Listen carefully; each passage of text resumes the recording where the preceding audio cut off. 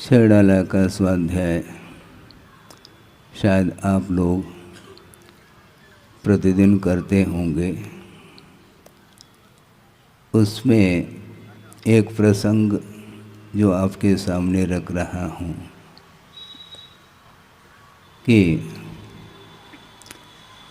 पुण्य पाप फलमाय हरक विल को मत भाई, यह पुद्गल पर जाए उपज बिन से थिर नाही।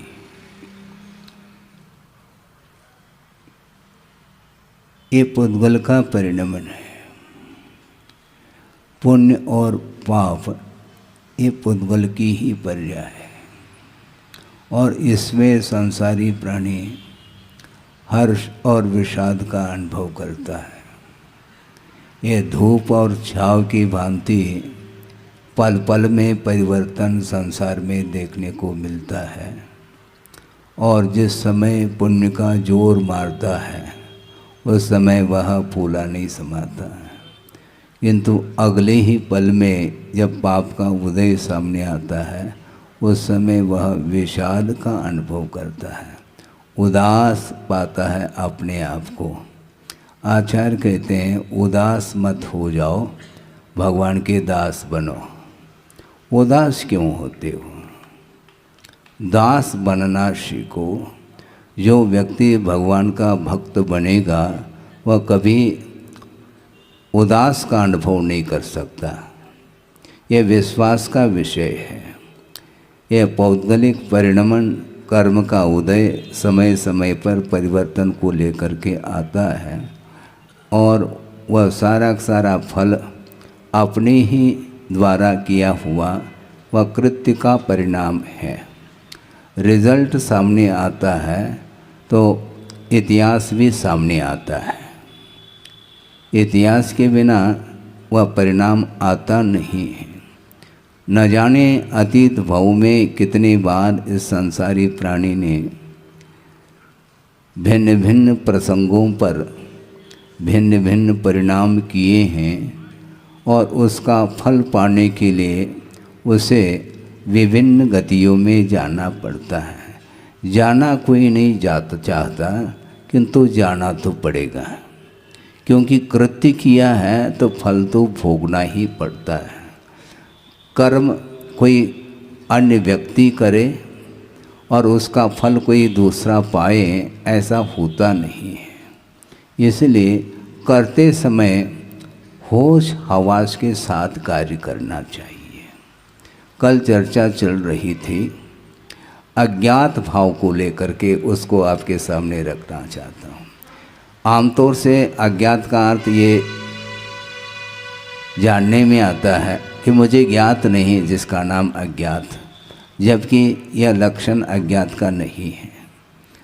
आगमकारों ने अज्ञात का जो स्वरूप बताया वह विचित्र स्वरूप सामने आता है। अज्ञात का अर्थ मुझे ज्ञात ने ऐसा अर्थ नहीं, किंतु उन्मत्तता के कारण, प्रमाद के कारण, बिना सोच विचार किए जो प्रवृत्ति की जाती है उसका नाम अज्ञात कहा है। संसारी प्राणी विषयों में जब डूबता है उस समय उसको होश हवास नहीं रहता, इसको बोलते हैं अज्ञात। जब राग सामने दिखाई पड़ता है तो वह झूम जाता है, जबकि वीतरागी प्रतिमा के सामने उसको झूमना चाहिए। वीतराग मुद्रा का जब दर्शन करता है, जो आस्थावान व्यक्ति होता है उसका मन वहाँ से हटता नहीं। और आप लोग बोलते हैं भक्तामर में भी क्या पढ़ते हैं? दृष्ट्वा भवंत मणिमेश विलोकनीयम नान्यत्र तोष मुपयात जनस्य चक्षु। आगे तो ये उदाहरण दिया है, वो बाद की बात है। अनिमेषम भवंतम दृष्ट्वा, हे भगवान आप अपलक देखने योग्य हैं और आपको देख करके अब मेरी आंखें अन्य वस्तुओं में संतोष का अनुभव नहीं करती। ये कहना है, किंतु प्रैक्टिकली लाइफ में देखेंगे तो बहुत कठिनाई महसूस होती है। साक्षात प्रभु का दर्शन करने के उपरांत भी क्षायिक सम्यक दृष्टि चक्री वह घर लौट रहा है। भगवान ने भेजा था उनको, बोलो। भगवान न किसी को भेजते हैं न बुलाते हैं, किंतु भगवान के प्रति जिसकी आस्था होती है वह दूर भी क्यों न हो वह आ जाता है। और सभा में भी काफ़ी दूर दूर से आए हैं, उनके लिए भी हमारा संकेत यही है। कोई बॉम्बे से, कोई दिल्ली से, कोई आगरा से, अन्य महानगरियों से आए हैं। निमंत्रण किसने दिया? भगवान ने दिया क्या? न भगवान दे सकते हैं, न भगवान के अनुयायी श्रवण दे सकता है। इसके उपरांत भी जिसकी रुचि धर्म के प्रति होती है वह कितने ही वह दूर क्यों न हो, वह पुरुषार्थ करके एक बार धर्म श्रवण करने का अथवा दर्शन करने का भाव उसके अंदर आता है। तो मैं ये कह रहा हूँ, कौन भेज रहा है चक्री को? दृष्ट्वा भवंतम अन्वेषणीयम। अन्वेष देखने योग्य प्रभु का दर्शन करने के बाद भी वह घर का आकर्षण क्यों नहीं छूट रहा है? बहुत बड़ा प्रश्न है ये। लगता ऐसा है कि प्रभु से भी कोई प्रभावक वस्तु है जिसके पास वह लौट करके जा रहा है। ये विडंबना है। इसी को बोलते मोह कर्म का जबरदस्त प्रभाव रहता है। जब तक प्रभु के चरणों में रहता है तब तक वह पूजन अर्चन का भाव रखता है। उसके बाद फिर कहाँ जाना? जहाँ से आए वहीं जाना, वो तो क्लियर है। रिटर्न टिकट भी साथ में ही रहता है। हाँ, रिजर्व रहता है वह टिकट, क्योंकि ये आखिर उसकी भूमिका क्या है? अपनी भूमिका के अनुरूप जो कर रहा है बहुत ओवर कर रहा है, मैं मानता हूँ। क्योंकि चारों ओर यह जो राग का जो दृश्य देखने में आ रहा है, उसको गौण करके प्रभु के चरणों में आना ये बहुत बड़ा शुभ लक्षण माना जाता है। तो इसलिए हर्क विलखो मत भाई ऐसा कह रहे हैं। किसमें हर्ष और विषाद का अनुभव करता? पुण्य और पाप के फल में। पुण्य करता है तो समय पर उसका उदय आता है, वही फल माना जाता है, और उस फल को देख करके वह हर्षित हो जाता है और उसके फल को भोगने का भाव रखता है। जिस समय पुण्य के फल को भोगने का भाव रखता है वह बिना राग के भोगा नहीं जा सकता, और राग के साथ वह भोगता है, उसी समय पुनः वह पाप का अर्जन करता है। हाँ, पुण्य मोक्ष मार्ग में बाधक नहीं, किंतु जो पुण्य का फल है उसको चाव से जो भोग रहा है उसके माध्यम से पाप का अर्जन होता है, तो निश्चित रूप से उसकी गाड़ी रिवर्स हो जाती है। सोचो, विचार करो, गाड़ी रिवर्स कौन ले जा रहा है? वो स्वयं। गाड़ी उसकी स्वयं की है, स्वयं ड्राइविंग कर रहा है और वह रिवर्स भी वही ले जाता है। आज्ञा किसकी है रिवर्स लेने के लिए? न भगवान की है न और किसी की है, स्वयं की ही आज्ञा है। स्वयं की ही भाव हो जाते हैं लौटने का। लौटते क्यों हो? लौट करके पुनः उसी स्थान पर जाना जिस स्थान से आए हैं। तो वहाँ पर ऐसी कौन सी वस्तु है जो आकर्षक है, जो प्रभु से भी आकर्षक हो ऐसा लगता है? यदि नहीं है तो लौट क्यों रहें आप? हैं? कब हो न निजगर आयो, ये पंक्ति तो बोलते हैं, किंतु निज घर अर्थात जहाँ से आए वहीं पर जाता है। ये वस्तुतः ये अनादिकालीन संस्कार मोहजन्य होने के कारण यह बार बार पुनरावृत्ति हो रही है। इस पुनरावृत्ति को रोकने के लिए ही धर्म का सहारा लिया जाता है। मात्र धन का जो सहारा लेता है वह धर्म से दूर हो जाता है, किंतु धन के सहारा लेते हुए भी यदि धर्म को प्रमुख मानता है तो वह धार्मिक क्षेत्र में भी उस वित्त का सदुपयोग करता है, जैसा आपके सामने एक सज्जन ने किया। हाँ,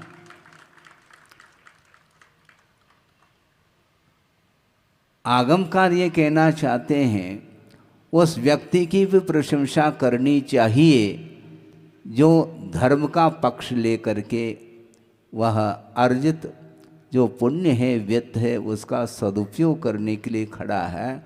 उसकी मुक्त कंठ से प्रशंसा कर लेनी चाहिए। इसलिए कर लेनी चाहिए क्योंकि उसके माध्यम से धर्म की साधना हो रही है। एक व्यक्ति के माध्यम से यदि हजारों व्यक्ति धर्म साधना कर रहे हैं, वह सारा का श्रेय किसको जाएगा? जो पुण्यार्जक होता है उसको जाता है, क्योंकि उदारता के साथ, क्योंकि उस वित्त का जो अर्जन किया था वह भी पुण्य के माध्यम से ही वह अर्जित हुआ है वह वित्त, किंतु साथ से पुण्य का उदय होता है तब कहीं जा कर के उसका सदुपयोग करने का भी भाव जागृत होता है। दुनिया में अरबपति खरबपति बहुत सारे होंगे, किंतु वो सारा वित्त का जो अर्जन उन्होंने किया है वह किसके लिए किया है? धार्मिक क्षेत्र में उसका उपयोग होता है तो पुनः वह पुण्य और बढ़ता चला जाता है।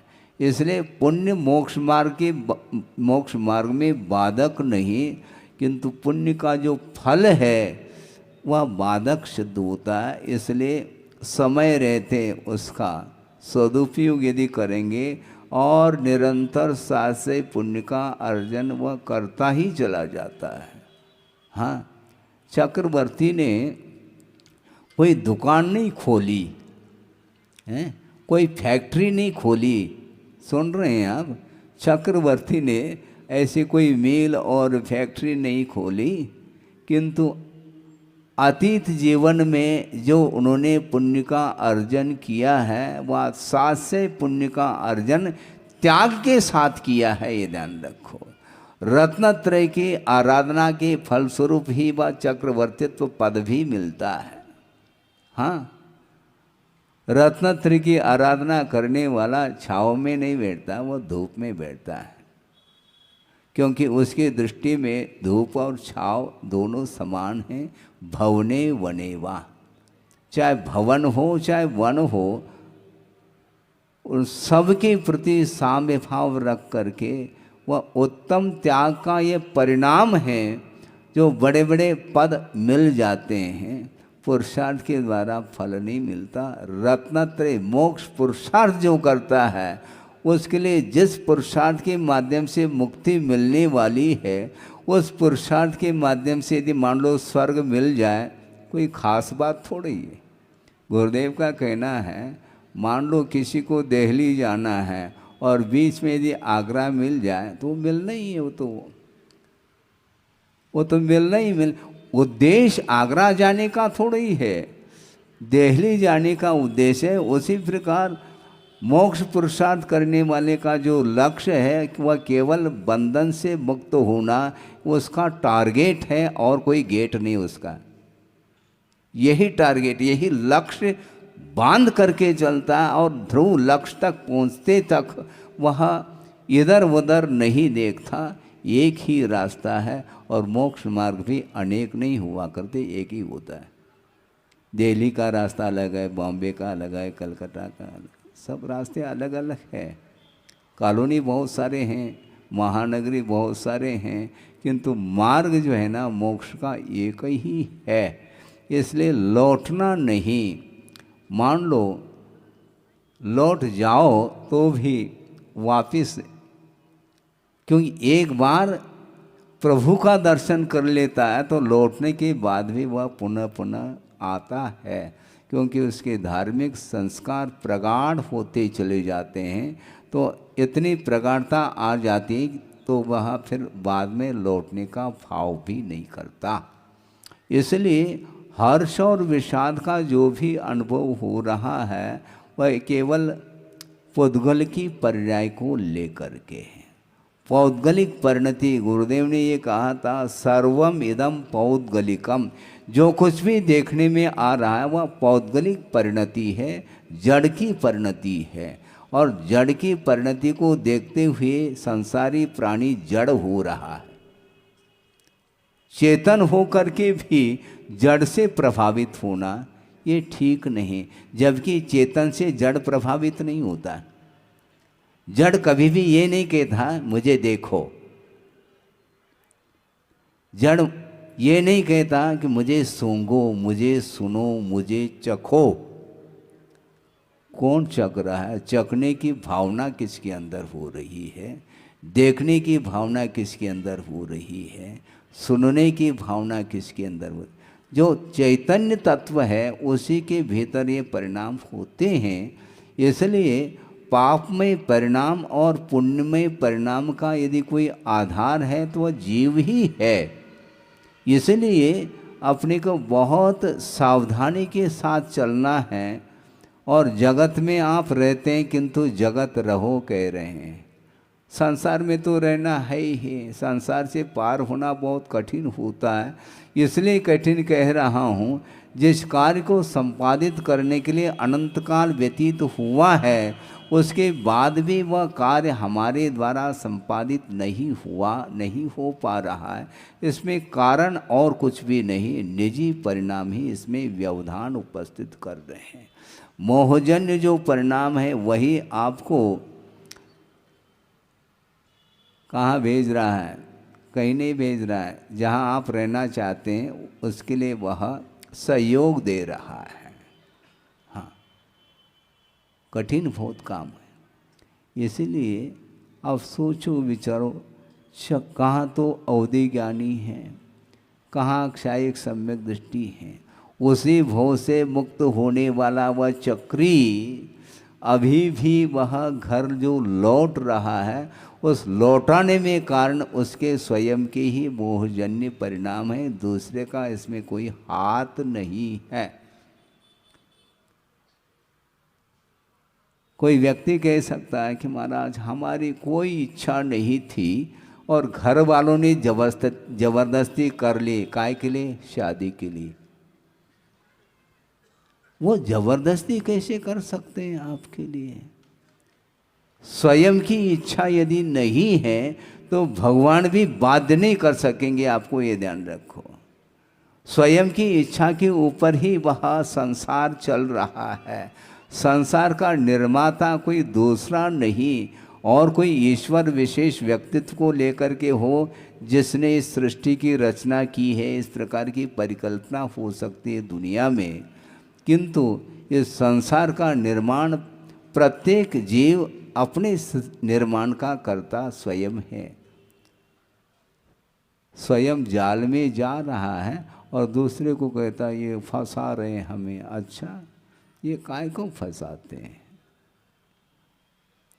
नहीं फंसा सकते।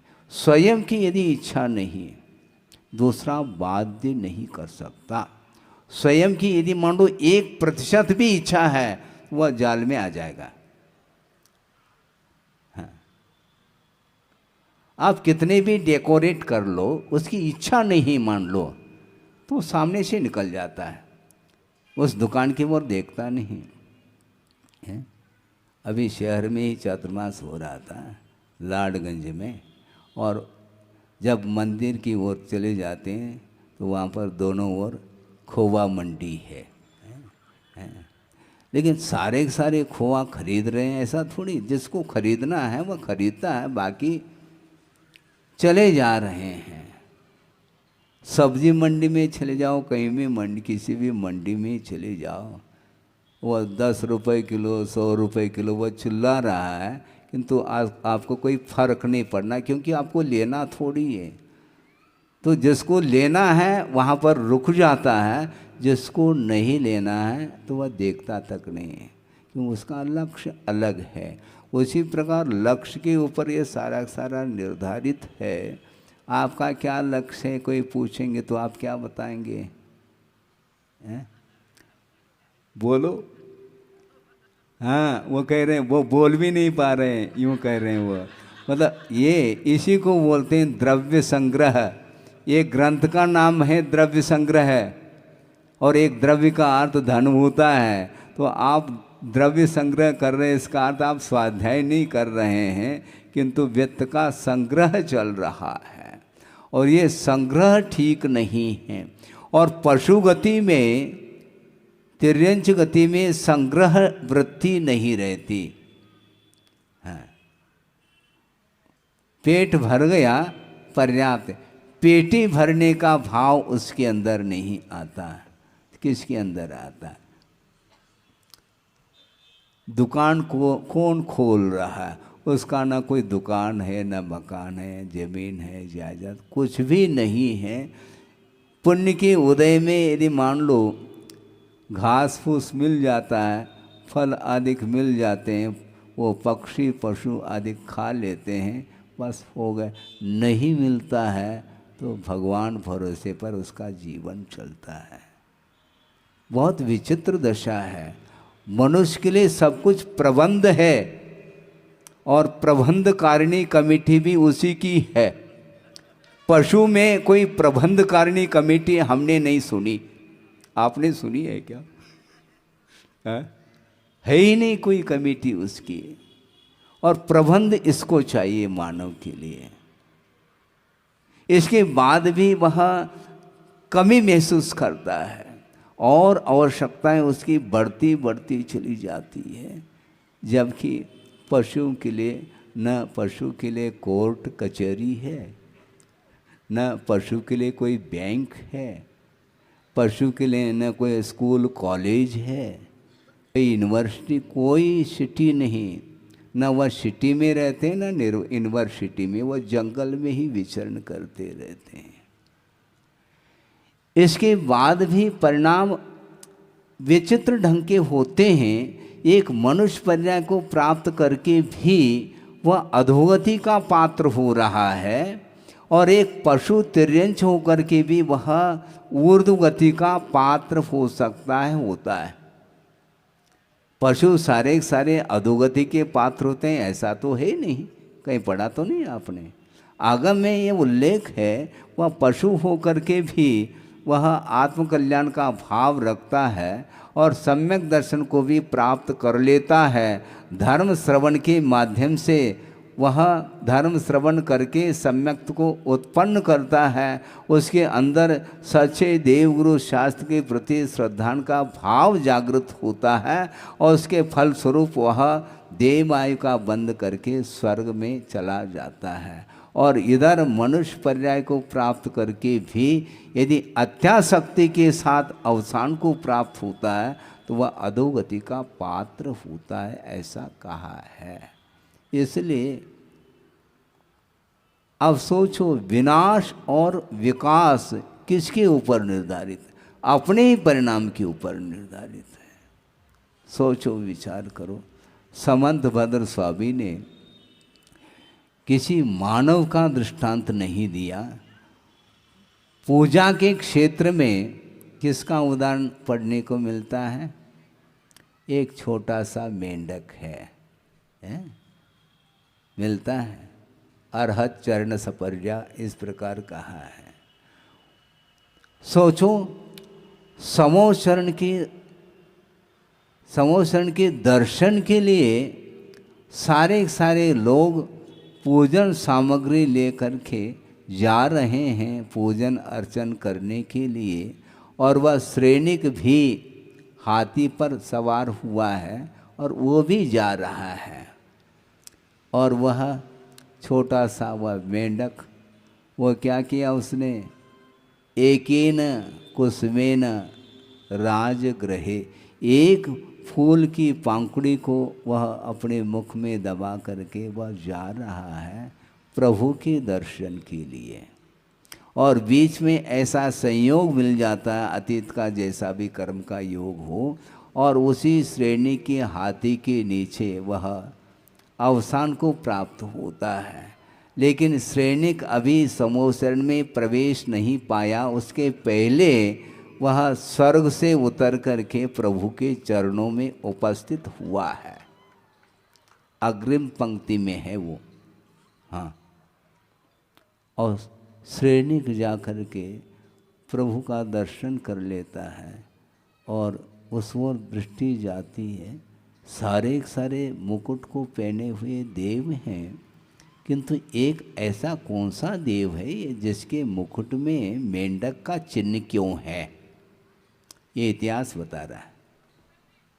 पूछा प्रभु, इसके मुकुट में मेंढक का चिन्ह क्यों? सुनो इतिहास, ये इतिहास साक्षी है।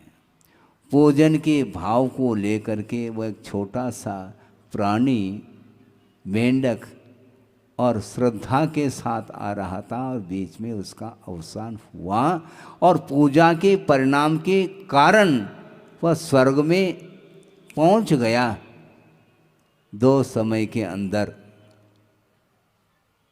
और वह आया है और उपास्या पर उसका जन्म होता है। जन्म होते अवधिज्ञान भी होता है, कहाँ से मैं आया हूँ, क्या सारा सारा उसका इतिहास सामने आता है। तो तुरंत वह प्रभु दर्शन के लिए चला जाता है। विकास किसके द्वारा हो रहा है? आप अनाउंस करते रहो, हाँ। वह बिना अनाउंस किए वह पहुंच गया। वो सारे सारे लोग अपने अपने ड्रेस पहन करके जा रहे, उसका कोई ड्रेस नहीं, किंतु एड्रेस कायम रहा उसका। उसने सही मायने में उस निकृष्ट पर्याय में भी उसने विकास किया है, कमाई उसने की है, इनकम उसे हुआ। कौन सा एड्रेस था उसके पास? कोई नहीं है। कोई देखे नहीं देखे, कोई कमेंट्स करे न करे, इसको कोई फर्क नहीं पड़ता। उसका लक्ष्य है, ये जो पतन हुआ है मेरा, ये पाप का परिणाम है, इसलिए हमें जल्दी से जल्दी पुण्य का अर्जन करना है, जिसके माध्यम से वह मनुष्य पर्याय हमें प्राप्त हो जाए, जिसके माध्यम से हम स्वर्ग नहीं और ऊपर उठना है। लेकिन लिफ्ट नहीं लगाए, ध्यान रखो। लिफ्ट के माध्यम से हम स्वर्ग पहुंच जाए अथवा मोक्ष महल में प्रवेश कर जाए, हैं? बहुत सारे जो है ना अटकलें लगाता रहता है। इच्छाएं बहुत जागृत होती, किंतु इच्छा से कुछ नहीं होता। कि वस्तुतः आपका समर्पण भाव यदि है और समीचीन यदि पुरुषार्थ करते हैं, तो निश्चित रूप से बिना मांगे उस पुरुषार्थ के बल पर आपको मिलना ही मिलना है। आप मांग क्यों रहे हैं? ये मांगना छोड़ दो, याचना छोड़ दो, वाचना करो। स्वाध्याय करो, वाचना करो, याचना मत करो। वाचना तो करो नहीं, स्वाध्याय तो करता नहीं, और बस याचना करता करता प्रभु के सामने हाथ जोड़ करके खड़ा रहता है। प्रभु कहते हैं तुम हाथ क्यों जोड़ रहे हो? पहला हाथ दिखाया था इसलिए पतन हुआ है, अब ध्यान में आ रहा है हाथ जोड़ने का। हाथ जोड़ो भीतर से, हाथ तो जोड़ दिया, मन भी तो जोड़ो। प्रभु के सामने तुम्हारा शरीर खड़ा है, किंतु मन भी प्रभु के चरणों में होना चाहिए। इसको बोलते हैं भावात्मक धर्म है। मैं इन क्रियाओं को गौण नहीं करना चाहता। ये क्रियाएं, इसका निषेध नहीं, किंतु इन धार्मिक क्रियाओं के पीछे हमारा जो उद्देश्य है वह भी पवित्र उद्देश्य होना चाहिए। अब पंच कल्याण करने जा रहे हैं। आप करने जा रहे हैं कि भगवान का हो रहा है? क्यों आप अनाउंस क्या कर रहे हैं? कल्याण प्रभु का होना है, आपका क्या होना है? पंच कल्याणक देखने से आपका कल्याण होना है, उनका वो तो करते चले जा रहे हैं, वो तो उनका तो प्रैक्टिकल पेपर है, आप केवल दृश्य देख रहे हैं। किंतु देखने से भी श्रद्धा में मजबूती आती है। श्रद्धा नहीं है तो उत्पन्न होता है, और श्रद्धा लेकर के आया है तो उसमें और सम्यक तो वर्धनी क्रिया इसी को बोलते हैं। सम्यक दर्शन में यदि वृद्धि होती है तो सच्चे देवगुरु शास्त्र की उपासना के माध्यम से ही सम्यक दर्शन में और निखार आता है। इसलिए आप दूर दूर से आए हैं, आपसे भी दूर से मैं आया हूँ, क्योंकि तीन लोक में कहाँ पर था, मेरा अतीत जीवन किस कोने में था किसी को ज्ञात नहीं है, तो आपसे भी मैं दूर से आ रहा हूँ। किंतु प्रभु के चरणों में निकट पहुँचने के उपरांत हमारा संसार भी समाप्त हो सकता है, होता है। इसलिए ये आकर्षण से बचिए आप। गुरुदेव ने 40-45 नहीं 50 साल लगभग क्षेत्र पर ही व्यतीत किया है उन्होंने।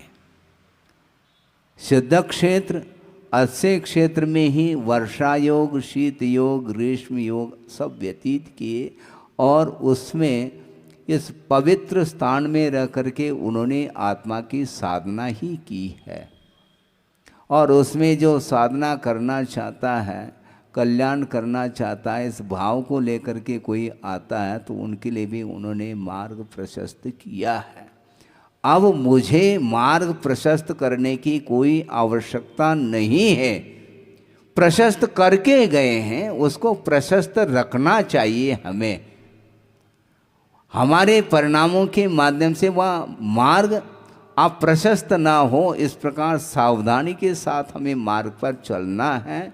और जो चलना चाहता है उसके लिए मार्ग के आगम के अनुरूप ही उसको संबोधित करने की आज्ञा है। हाँ, आउटलाइन नहीं, बाईपास, बाईपास नहीं, बाईपास में तो बाईपास होता है। हाँ, राजमार्ग, बिल्कुल इधर उधर पगडंडी नहीं, राजमार्ग एक ही मार्ग है, मोक्ष मार्ग, उस पर चलना है। और जो भीतर से चलता है तो उसके लिए अब ज़्यादा देरी नहीं, बहुत अत्यल्प काल में अपने लक्ष्य को वह पूर्ण कर सकता है। आपका समय हो गया है, लगभग आध घंटा 40 मिनट हो गया, ठीक है ना? अब है क्या? और तो कहेंगे महाराज आप बंद मत करो। अरे बंद करना बंद करो तो अपने आप उपदेश की आवश्यकता नहीं पड़ेगी।